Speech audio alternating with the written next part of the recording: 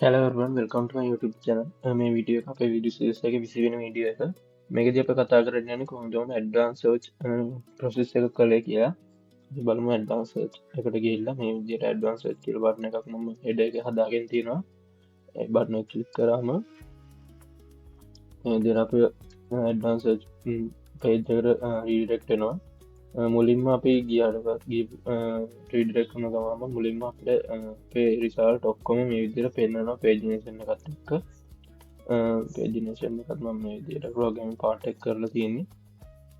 මේ විදිහට ක්ලික් කරාම අපිට පේජිනේෂන් එකෙන් මේ විදිහට මූව් වෙන්න පුළුවන්.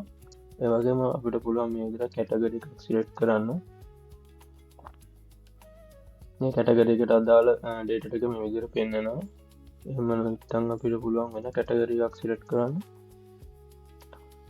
මුකුත් රිසල්ට් එකක් නැතුනොත් මෙන්න මේ විදිහට අපිට ඩිව් එකක් පෙන්නනවා. ඒක ක්ලියර් ෆිල්ටර් කියලා තියෙනවා. ඒක ක්ලික් කරාම පේජ් එක රිෆ්‍රෙෂ් වෙනවා. ඒ වගේම කිසිම විදිහකින් මේ කැටගරිස්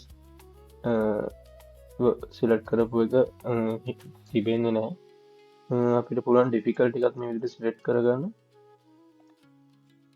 ඊළඟට එතකොට එනවා ඒ ඩිෆිකල්ටි එක ඒ බිගිනර් කියලා බිගිනර් එකේ රිසල්ට් ටික මේ විදිහට පෙන්නනවා.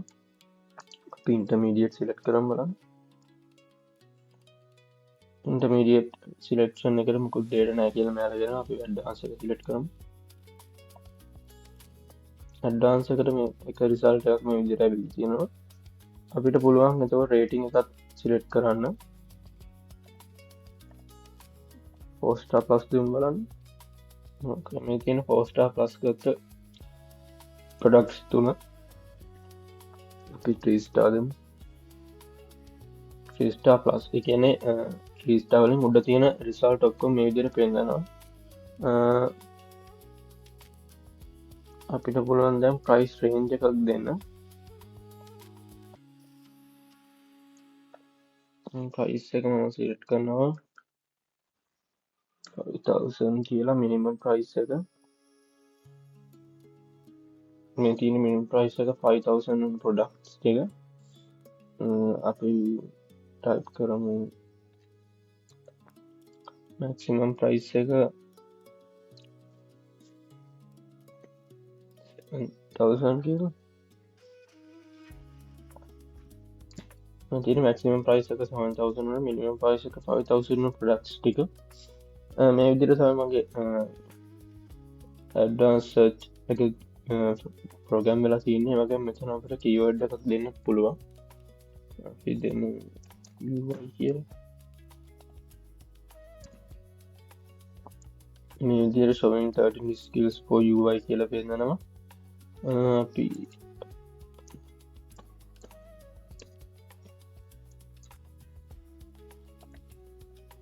මේ තියෙන UI UX වලට ආපු result showing one skill for UI UX කියලා මෙතන ටෙක්ස්ට් එකක් පෙන්නනවා. ඒ වගේම අපේ ප්‍රොඩක්ට් එක මේ විදිහට බලා ගන්න පුළුවන්. අපි බලමු මේකේ බෑක් එන්ඩ් එක දැන් මොන වගේද මම කෝඩ් කරේ කියලා.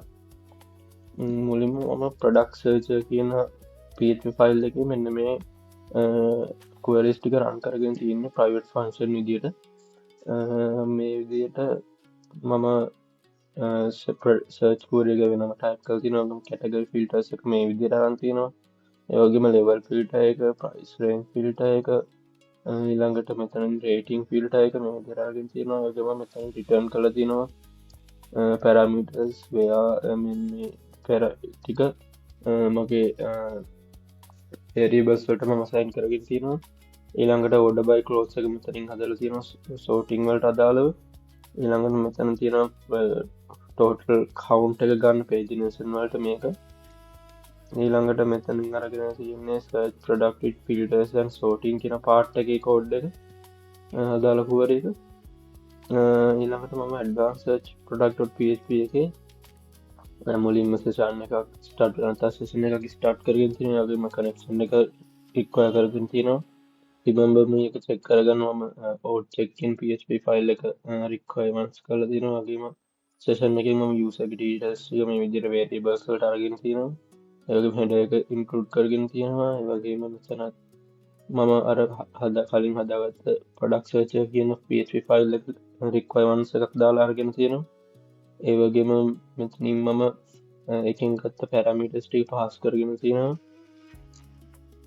ඊළඟට මෙතන තියෙනවා පේජිනේෂන් පාට් එක කෝඩ් එක ඒ වගේම මෙතන තියෙනවා ගෙට් කැටගරිස් ෆිල්ට කියන කෝඩ් එක ඊළඟට මෙතනින් ටෝටල් ප්‍රොඩක්් එක අරගෙන තියෙනවා ඒවගේ මෙතනින් පෙච් ප්‍රොඩක්ස් කියන පාට්ටක් කියල තියෙනවා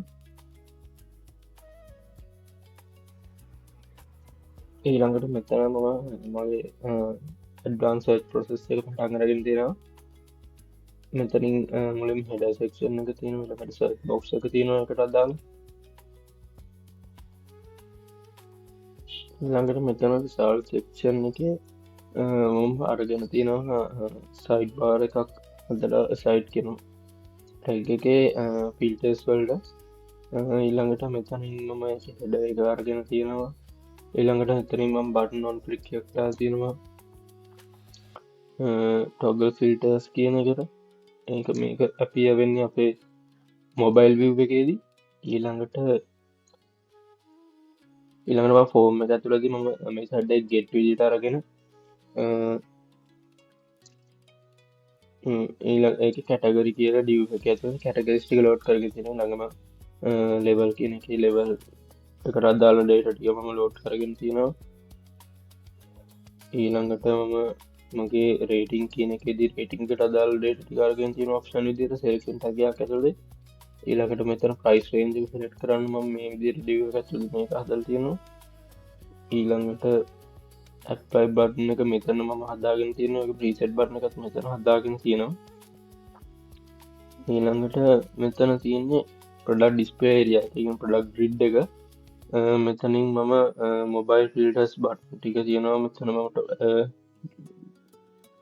ඩිව් එකක් දාලා හදගෙන තියෙන මොබයිල් ෆිල්ටර්ස් එක ඊළඟට කියන මේක මොබයිල් විකද මෙතන ෆිල්ටර්ස් කියල් බටන හැදෙනවා ක්ලික් කරම තමයි ෆිල්ටර්ස් ටික ඩිස්ප්ලේ වෙන්නේ ඊළඟට මෙතන තියෙන රිසල්ට් ටෙක්ස්ට් එක කියන්නේ කීයක් ඔයාගේ ප්‍රොඩක්ට් ටික තියෙනවා කියන එක ඊළඟට මෙතනින් තියෙන සෝටින් පාර්ට් එකේ කෝඩ් එක සෝටින් ඩිසයින් එක ඊළඟට මෙතන තියෙනවා අපේ ප්‍රොඩක්් ගිඩ් එක පටන් ගන්නවා ඒ ප්‍රොඩක්් ගෙට ගිඩ් එක මුලිම බලනවා ප්‍රඩක්් කියන වේරිබල් එක කවුන්් එක සිරෝල් ොඩ විශාලද කියලා විශාලන මේ ගිඩ්ඩ කරන්නවා මේක මුලින්ම මේජ් කටන එකක් තියනවා ඒවගේ මලිවල් බැ් ඩිස්පලේ කරන් ඩිය එකක් තියනවා ඊළඟට මෙතන තියෙනවා සෙලයින් පොක් කියල සෙලගෙනීම එක ඊළඟට ටයිටල් එක තියෙනවා ප්‍රඩක්් ටයිටල් එක රේටිං එක මෙතන තියෙනවා මෙත කස්ටම කවුන්් එක තියෙනවා ඊළඟට මෙතන තියෙනවා ප්‍රයිස් එක ඊළඟට මෙතන් තියෙන්නේ අපේ සිංගල් පොඩක් එකට යන බටන් එක ඊළඟට මෙතනින් අපි පේජනසින් පාට්ටක කරගෙන තියෙනවා මේක නම්ටි ස්ටේට් එක කෝඩ් එක විදර තමයිට ස්ටේට්මන්ට් එක මමරන් කරගෙන තියන්නේ වගේ මෙතන ම දාල් තියනවා කලිය ෆිල්ටර්ස් කියල බරන එක ඊළඟට මේ සෙක්ෂන් එක තියන් ෆීචර් සෙක්ෂන් එක මෙතින් මගේ ස්ටයිල් පාන්සට නම දාගෙන තියෙනවා මීඩිය කෝර එකක් ඇටදේ අපේ මොබයිල් ව් එකට අවශ්‍ය කෝඩ් එක ඉනට මේ ස්ක්‍රප් එක තුළද ම දාගෙන තියෙන ටොබල් ෆිල්ටර්ස් කියල ෆිල්ටර්ස් ටිකප් ෂෝ කරන්න අවශ්‍ය ෆංශන් එක මොබයිල් එකේදී ඊළඟට මේ තින අප්ඩේට් ප්‍රයිස් ෆ්‍රොම් රේන්ජ් කියන ෆංශන් එක ඊළඟට මේ තින අප්ඩේට් ප්‍රයිස් ෆ්‍රොම් ඉන්පුට් කියන ෆංශන් එක මේ විදිර තමයි මගේ මම ඇඩවන්ස් ප්‍රඩක්් එක ප්‍රෝගම් කල් තියෙන්නේ ඊළඟ පීඩකින් හමුවමු තැංකු